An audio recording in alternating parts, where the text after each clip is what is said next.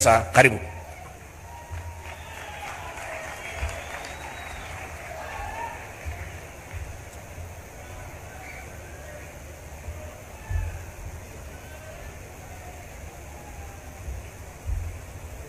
Your Excellency, the President of the Republic of Kenya, Dr. William Samoei Ruto, Her Excellency Rachel Ruto, governors, present here today, ladies and gentlemen.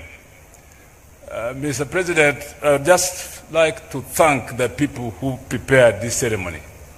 It has been fantastic. And Mr. President, it makes me jealous. I wonder whether through your powers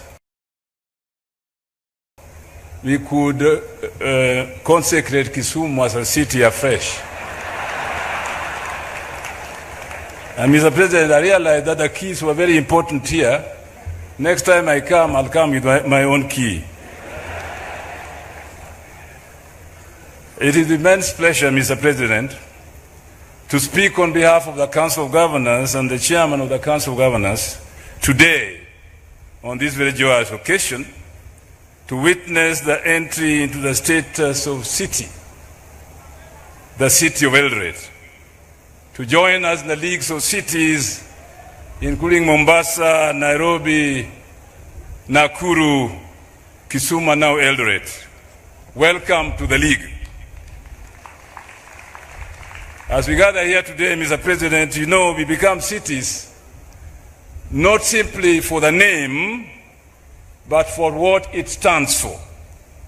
Eldoret is lucky, it's already a city of champions, but being a city today, you will have to be a city that engages the community very effectively in building a city.